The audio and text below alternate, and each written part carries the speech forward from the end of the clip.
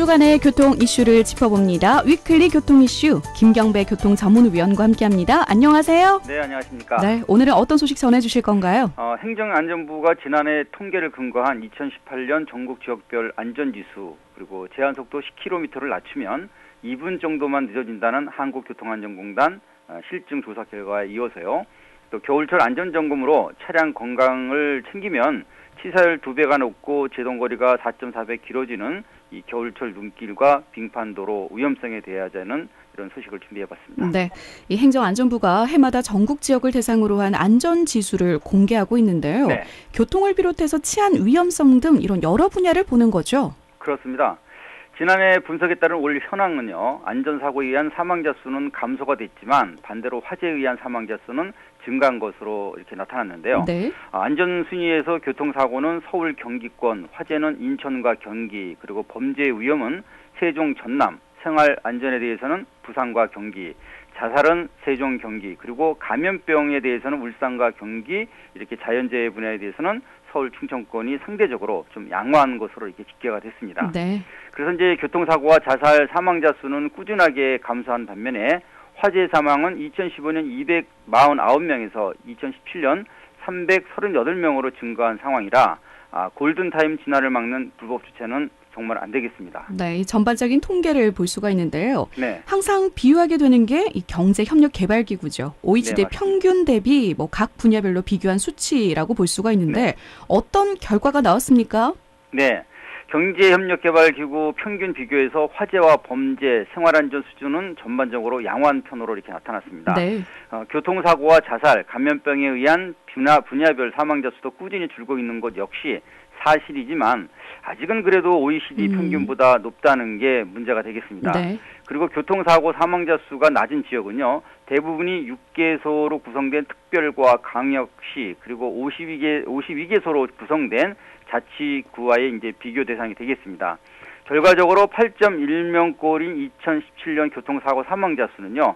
2015년 OECD의 평균 사망 수치였던 5.5명보다 높다. 이것이 이제 관건이 되겠습니다. 네. 근데 국내 교통사고 사망 수는 분명히 줄었습니다만 네. 8.1명 희생이라는 게 있죠. 네네. 근데 2015년 OECD 평균 5.1명보다 많은 건데 구체적인 상황은 어떤지 궁금하네요.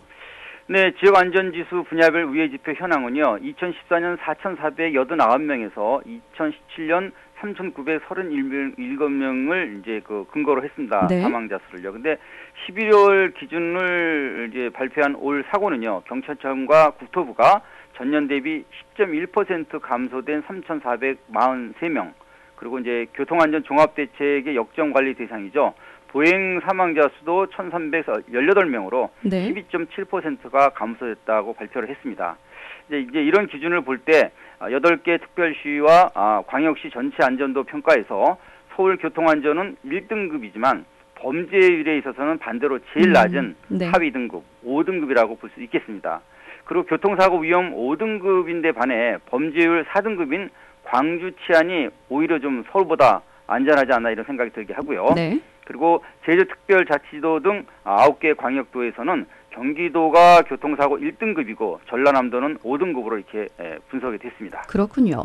근데 우리나라는 75개소의 시가 있고요. 82개소의 군이 있고 또 69개 구로 형성이 되어 있는데 네. 조금 더 세분화를 해보면 어떤 결과가 나올까요?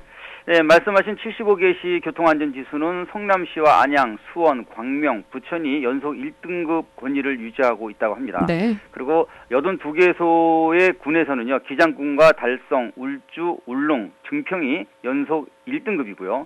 이번에 이제 여기에 이제 강원도와 충남, 경남 7건이 안전지대에 편입이 됐다고 합니다. 네. 그리고 69개소의 구별로 비교해서는요, 기존의 서울 은평구와 관악구에서 부산 남구와 해운대 연제 그리고 인천 연수와 대구 달서가 새로운 안전구로 이렇게 인정받았습니다. 네. 중요한 건 43개소에서 발생되는 3년 연소 비율인데요.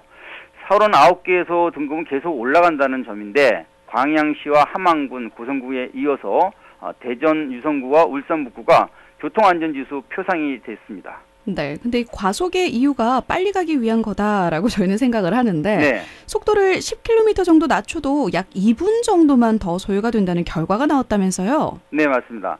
안전속도 5030을 지향하는 한국교통안전공단 전국 주행 실증 조사 결과에 따른 데는 그 큰 차이가 없었습니다. 네. 종합 결과에서 도시 구간 통행 속도를 시속 60km에서 50km로 낮춰도 평균 2분 정도가 늘어난다고 이렇게 발표를 했는데요. 네. 주말과 공휴일 전날 그리고 장마철과 휴가철을 제외한 07시에서 9시 사이 출근 시간대와 또 11시에서 13시 그리고 퇴근 시간대인 18시에서 20시 그리고 23시에서 01시 사이에 이렇게 심야를 운영하는 등 아주 다각적으로 이렇게 연구를 했다고 합니다. 그래서 이제 10개 광역시도 내 총 27개 노선에서 시속 60km와 50km 속도 차이를 비교해 보니까 평균 4.8% 늘어난 2분 정도밖에 차이가 안 나더라. 이런 결과를 발표한 것입니다. 그렇군요. 근데 창원시도 지금 70에서 60km로 곧 예고를 하고 있거든요. 네, 맞습니다. 네, 근데 이제 도심 안전속도 5030 이 프로젝트로 말할 것 같으면 운행 시간이 2분 정도 늘어난다면 전국적으로 볼 때 손해도 물론 있겠지만요. 네. 또 반대적으로 이익도 있지 않을까 싶은데요. 네, 당연합니다. 네. 12개 단체가 참여한 안전속도 5030 협의회는요. 보행자 사망자 감소에 직접적 영향을 주고 또 효과를 주는 도시부 도로 제한속도 하향에 있습니다. 네. 물론 전국적으로 2분씩 늦어지게 된다면요. 4,866억 원 상당의 시간 비용 증가가 따르는 것다고 이렇게 발표도 했습니다. 하지만 사망사고 30%를 감소시키게 되면요. 시간 손실 대비 1.4배인 7,012억 원 상당의 사고 비용을 보상받을 수 있다. 이 점을 이제 굉장히 중시하는 것이고요. 또 보차도가 분리된 왕복 2차로 이상과 또 어린이 보호구역 제한 속도를 30km 이하로 낮추면요. 2017년 기준 보행 사망자 1,675명에서 503명의 목숨을 구할 수 있다. 이 점을 더 중시하는 것 같습니다. 네, 그렇군요. 근데 속도를 10km만 낮추면 530명의 희생을 막을 수 있다. 이런 말씀인데요. 네. 겨울철 안전운행에서 자동차 건강검진도 필수 아닙니까? 맞습니다. 전국적으로 이미 내린 첫눈에 사고를 당한 차들이 많기 때문에 네. 제동장치와 타이어도 중요하지만 또 월동에 대비한 차량 점검과 정비도 빨리 서둘러야 합니다. 윤활유의 성능과 점도는요, 영하권 시동 때 마찰 개수를 줄여주는 아주 중요한 역할을 하고요. 또 냉각수 점검과 교환 때 같이 확인하면 또 그런가 하면 또 평시 주차 지점에 누액이나 기름기를 확인한 적이 있다면 반드시 빨리 정비소를 찾는 게 좋겠습니다. 네. 근데 추운 지역을 많이 운행하는 차일수록 제동 장치 그리고 타이어만이 아닌 배터리 성능도 꼭 확인해야 한다. 이렇게 말씀을 네. 해주시고 있는데 관리까지도 필요하죠. 그렇습니다. 폭설이 내리기 전에 윈터 타이어를 장착하거나 또 공기압 확인도 안전운행의 필수사항이죠. 특히 영하권에서는요, 배터리 성능이 40% 정도가 저하되는 문제가 있기 때문에 오랫동안 세워두면 방전에서 시동이 안 걸리는 만큼 네. 자주 시동도 걸어주고요. 또 배터리를 덮어주는 보온 장치도 필요하다고 봅니다. 이때 이제 전면 유리도 함께 덮어주면 습기가 얼어붙거나 시야를 가리게 되는 성해 현상을 방지할 수 있겠습니다. 그런데 이제 이것저것 안 돼도 최대한 최소한이죠. 이제 반드시 와이프 브레이드는 들어서 10일자로 놓는 게 좋겠습니다. 네, 중요한 말씀인데요. TVN 긴급 교통 정보 좀 전해드릴게요. 네. 315대로 동마산 나들목 삼거리에서 소계 광장 방향이고요. 동마산 나들목 삼거리 지난 지점 3, 4차로에 승용차 관련 사고 났습니다. 주의운전 바라겠고요. 3차로에는 승용차 2대 간의 사고고요. 4차로에는 대형 화물차와 승용차 간의 사고 났습니다. 2566 애청자분의 제보 있으니까요. 계속해서 안전운전도 부탁드리도록 하겠습니다. TVN 긴급 교통 정보였습니다. 말씀 계속해서 좀 이어가 볼게요. 네. 노면 상태별 교통사고 치사율 분석을 좀 들여다볼게요. 네네. 빙판길 치사율이 건조 노면보다 2배나 높고요. 네. 제동거리도 4.4배가 길어지는 위험이 있었다면서요. 네, 그렇습니다.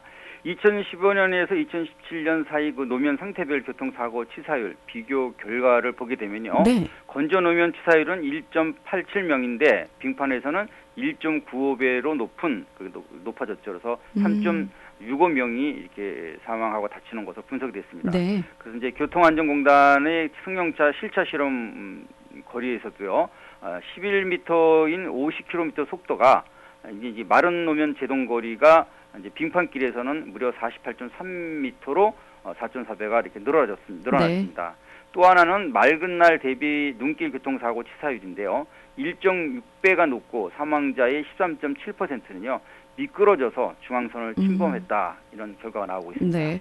대설주의보나 기상특보에서도 이 차량 운행을 자제할 수가 없다면 스노우체인 이야기를 하는데 이 차간 거리하고 서행 등의 안전 수칙을 지켜야지 이것도 가능한 거죠?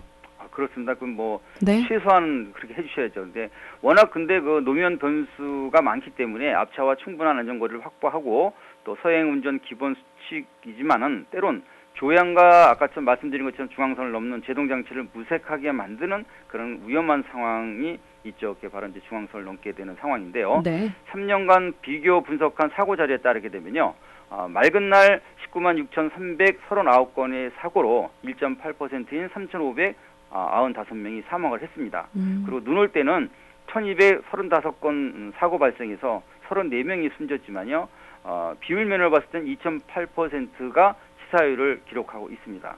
그래서 이제 법규 위반별로 나타나는 상황을 보게 되면 이제 아까 말씀드린 중앙선 침범 사고가 사망자 13.7%로 또 눈길 교통사고로 집계가 되어 있었기 때문에 네. 맑은 날보다 5.6%포인트가 높게 나타났습니다. 그렇군요. 오늘 말씀은 여기까지 듣겠습니다. 네, 감사합니다. 네, 고맙습니다.